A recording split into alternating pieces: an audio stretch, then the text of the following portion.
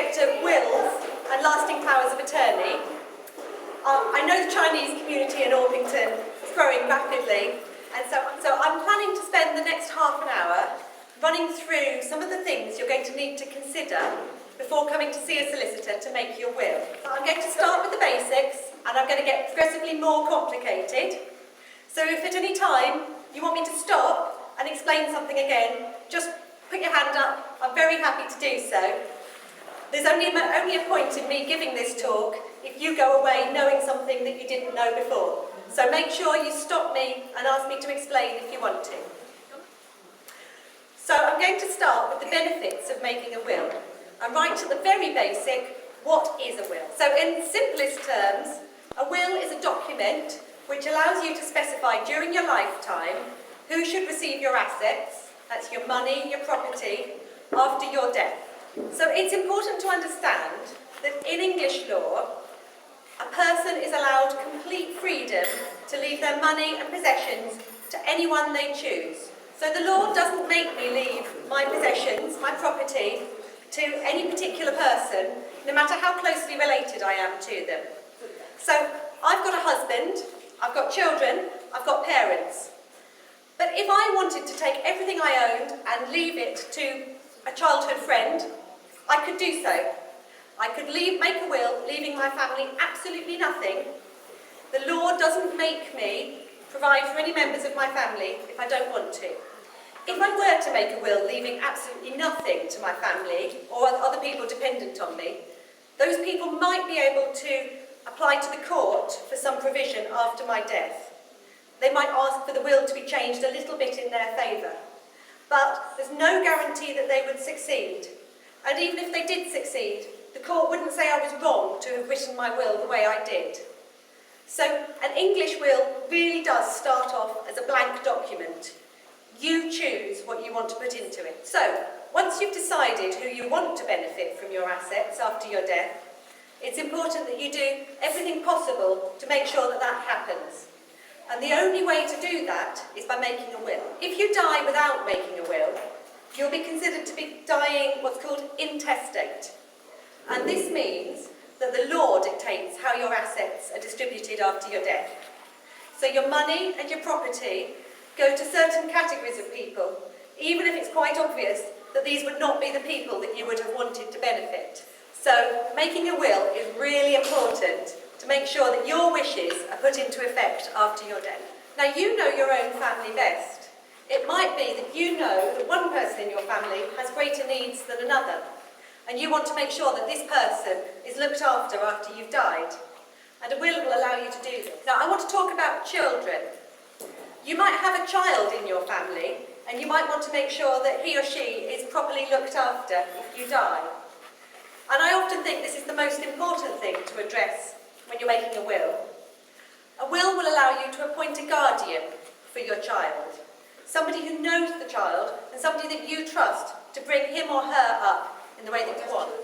Because you're not likely to have parental responsibility for grandchildren. So, the parents would be, unless you have been granted parental responsibility for grandchildren, then you might be able to, but ordinarily it's going to be parents for the guardian. Many people want to leave money for the children after their death. Sometimes their own children, sometimes grandchildren.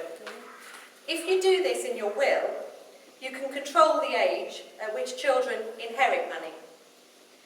A child who inherits under the intestacy laws, that's if you don't leave a will automatically inherit at the age of 18.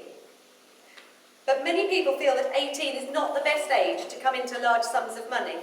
And if you make a will, you can set the age at which you want the child to inherit, perhaps 21 or 25. Yeah. So it would be, if the children are entitled to money on the intestacy rules, and they might not be entitled to, but if they are, then there will be people who are appointed to hold the money for them until they're 18. But if there's no will, nothing at all. If there's no will or nothing, no. Yeah. But there's still maybe people who are relatives, or the court might appoint somebody to hold that money for them. But once they turn 18, then they get it entirely, no questions asked. But what about your spouse? Well, the rules of intestacy are complicated. So if you've got a spouse and children, then the first 250,000 that you leave goes to your spouse. Everything else is split in half. Half is held for the children until they're 18. The other half goes to the spouse. So the spouse gets 250 to the spouse. Plus and then the rest half is half to the spouse as well. and half to the children. If you've got a house that's worth more than 250 plus a half, that leaves it makes it really messy because the children have got rights over some of the house. It turns into a mess, and it can be difficult. And also the fact that children come into the right to have that absolutely at 18 could lead to problems. 250 to the spouse, then the rest is cut in half to the spouse, half split between 4 children. Automatically? Yes, that's under the rules of intestacy.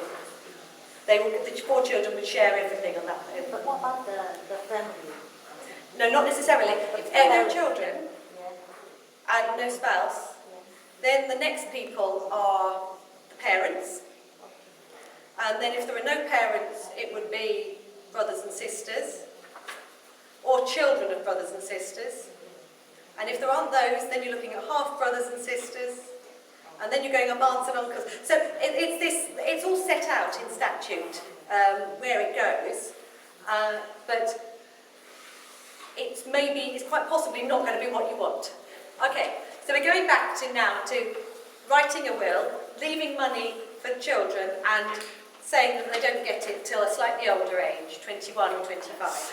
Okay, so before children get to the age that you've said, 25, say, then the money is going to be held for them in trust by somebody that you choose in your will. And those people, could be a friend, could be a relative, or it could be, you might appoint a solicitor or a professional to do it.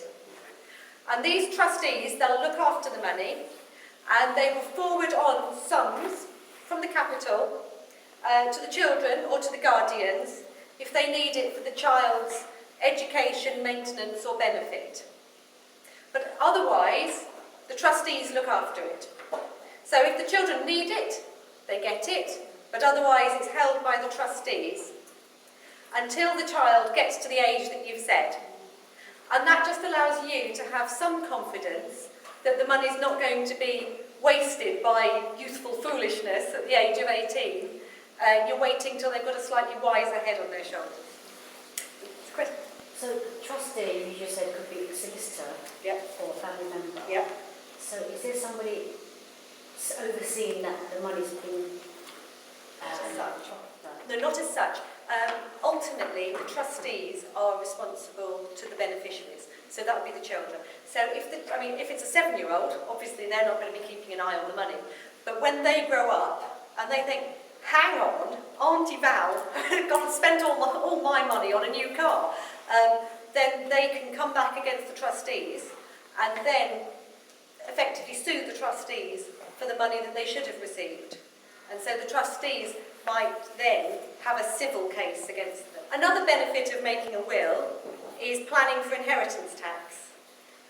If you don't have a will, then you might find that the intestacy rules mean that your money is left in a way which gives rise to a greater charge on your estate. And I'm going to talk about inheritance tax in a lot more detail in a few more minutes. But just for the moment, I want to emphasise that tax planning is a really important part of making a will.